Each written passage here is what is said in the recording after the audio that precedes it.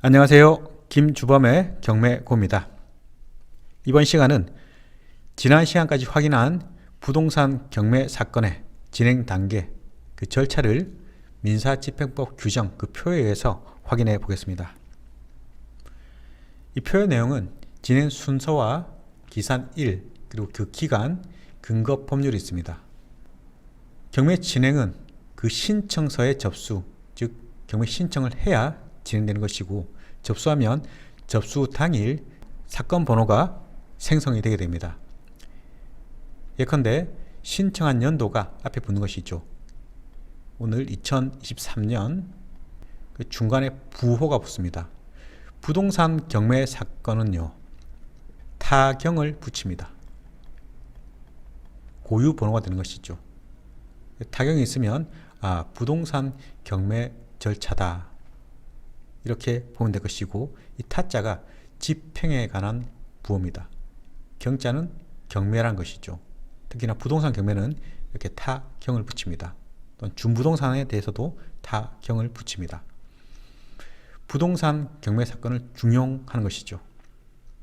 그리고 뒤에 붙는 부호가 접수된 번호입니다.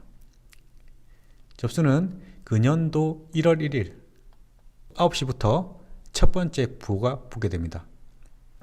첫 번째 접수했으면 타경에 일변을 보는 것이죠. 2023년도 첫 번째 사건. 오늘이 3월 29일이니까 예컨대 한 2000번 정도 보겠습니다. 2000번째 이렇게 접수됐으면 2000번째 접수됐다. 이것이 사건 번호가 되는 것이고, 이 사건 번호를 확인하고 우리는 타경, 부동산 경매 절차이고 2023년도 2000번째 접수된 사건이네, 이런 내용을 확인할 수 있습니다. 그리고 이 사건 번호는 처음부터 끝까지 배당 종결 시까지도 계속 이어지는 것이죠. 신청서에 접수가 있으면 법원에서는 경매 개시 여부에 대한 판단을 합니다. 신청서 내용에 하자가 없는 것인지, 그 첨부 서류에 문제가 없다면 경매 개시 결정을 하게 되는 것이고, 하자 즉 흠이 있다면 신청인에게 보정 명령을 내려서 보정이 치울 때까지 결정을 하지 않습니다.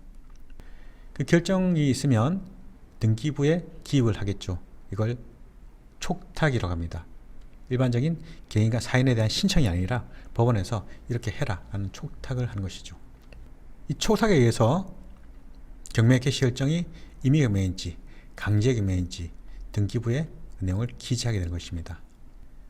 그리고 법원에서는 경매 개시 결정에 기한 채무자에 대한 송달을 하게 됩니다. 소유자도 포함되겠죠. 세무자와 소유자에게 경매 개시 결정이 있다, 이 경매는 임의경매이다 또는 강제경매이다, 이런 취지의 내용을 통지하는 것이죠. 또한 법원은 집행관에게 미등기 건물의 조사를 내리고 그 부동산 현황의 조사 명령을 내리게 됩니다. 집행관에게 하는 것이죠. 그 외에도 감정평가사에게 평가 명령을 내립니다. 경매 준비 단계라는 것입니다. 경매 개시 결정이 있으면 법원에서는 배당 요구 종기를 결정하게 되는 것이죠. 이 배당 요구 종기는 공고를 마쳐야 됩니다. 그리고 채권자 또는 이해관계인에게 고지를 하는 것이죠. 즉 통지를 하는 것입니다. 채권 신고에 체고도 하게 됩니다. 이렇게 배당 요구 종기일 이내에 제출된 배당 요구 신청한 자에 대해서만 배당할 수 있는 기회를 주는 것이고, 등기부에 이미 신청 당시부터 경매 개시 결정 시까지 등기된 권리자에게도 당연 배당을 받을 수 있는 자격을 자동으로 부여하게 되는 것입니다. 배당 요구 종기일은 통상 2개월 그리고 3개월 내의 기간을 두어서 지정하게 되는 것이고, 최초 매각기일, 즉 첫 번째 입찰기일을 지정하는데 마찬가지로 그 결정기일도 같이 지정합니다. 매각기일과 매각에 대한 허가 불허가에 대한 기일을 같이 지정한 것이죠. 그리고 법원에서는 이렇게 첫 번째 매각기일 그리고 매각기일의 결정기일이 언제이다 하는 지정과 그 공고를 하게 되는 것이고, 이해관계인에게 통지합니다. 통상 최초 매각기일과 2회차, 3회차, 4회차까지 한 번에 정해서 통지를 하게 됩니다. 물론 최초 매각기일과 2회차, 3회차, 4회차는 언제든지 또 변경이 될 수 있는 부분입니다. 다른 이해관계인들이 이의신청을 한다든지 또는 경매 절차상의 하자가 있다면 이 기일을 다시 지정할 수도 있습니다. 또한 법원은 매각기일 일주일 전까지, 즉 입찰기일 일주일 전까지 매각 물건 명세서를 작성해서 비치하게 됩니다.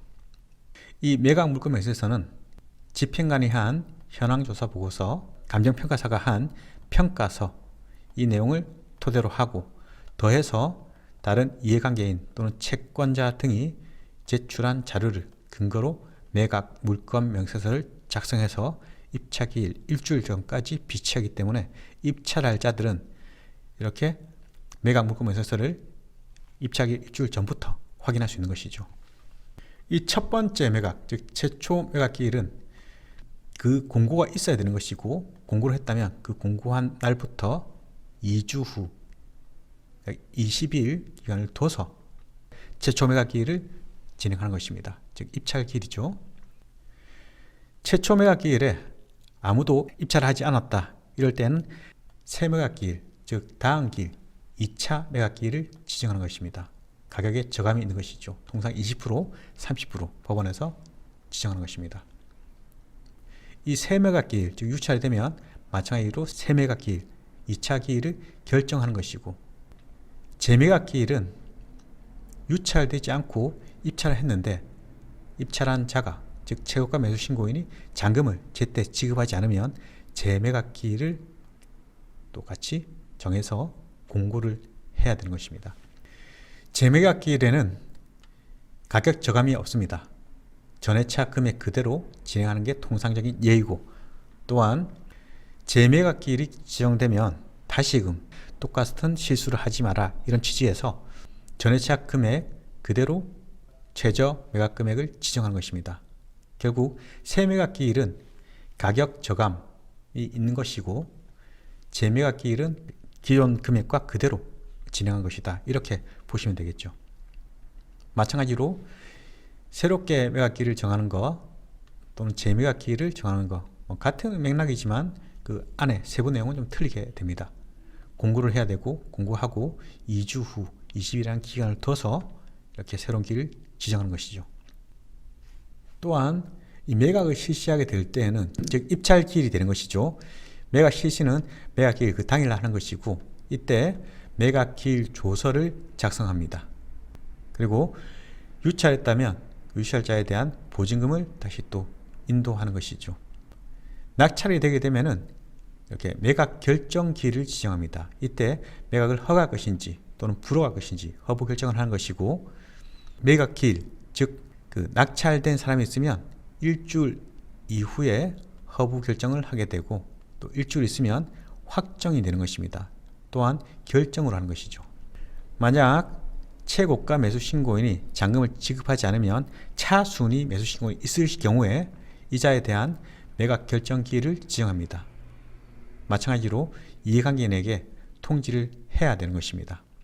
이 차순위 매수 신고인이 있다면 이자에 대한 매각 허브 결정도 마찬가지로 따로 지정하게 되는 것입니다. 그리고 부동산 경매 절차에서 그 대상 부동산에 대한 관리 명령을 내릴 수 있습니다. 신청을 해야 되는 것이죠. 이 부동산이 도저히 다른 자들에 대한 방해가 있어서 관리를 할 필요성이 있다고 할 때 법원을 통해서 관리 명령을 신청할 수 있습니다. 통상 일반적인 경우는 크게 관리 명령 제도를 활용하고 있지 않지만, 그 물건적 금액이 큰 금액 또는 이해관계가 복잡하다, 이럴 때에는 관리 명령도 신청할 수 있는 것입니다. 신청하면 마찬가지로 결정을 받아서 관리를 명할 수 있는 것입니다. 주로 채권자 또는 관리자를 지정해서 관리를 하게 되는 것인데, 이 내용은 또 별도로 말씀드리도록 하겠습니다. 낙찰자가 지정되어서 큰 문제가 없으면 매각 허가 결정 확정을 하는 것이고, 결국 첫 번째 낙찰이 되면 일주일 이후에 매각 허브에 대한 결정을 하는 것이고, 허가를 했다면 다시 또 7일이 지나면 매각 허가 결정에 대한 확정이 되는 것이고, 이제는 잔금을 칠 수 있는 것이죠. 낙찰 받으면 14일이 지난 다음 날부터 대금 지급 기한을 지정할 수 있는 것입니다. 대금 지급 기한은 잔금 취득 날짜인데 이때는 통상 한 달 정도 기간을 두는 것이고, 대금 지급을 했다면 즉시 소유권을 취득하기 때문에 매수인은 매각 부동산에 대한 소유권에 기한 방해 제거 취득권을 이 부동산 경매 절차에서는 특별히 인도명령 제도를 둬서 간소화 절차를 두고 있습니다. 인도명령에 대한 내용도 상세히 다음번에 또 보도록 하겠습니다. 대금을 납부하면 이제 법원은 이 최종 단계 배당키를 지정합니다. 지정된 날짜를 통지해야 되겠죠. 통지의 상대방은 배당료 종기일 이내에 배당료 신청을 한 자, 그리고 이미 부동산 상에 경매 신청 그리고 개시 일정 전까지 등기된 자를 말한 것이고, 이자들에게 통지를 합니다. 돈 나눠줄게, 가지고 갈 수 있는 너의 금액을 법원에 알려줘, 이런 취지의 최고를 하는 것이죠. 당연히 대금이 납부되어야 이 돈으로 배당을 할 수 있는 것이죠.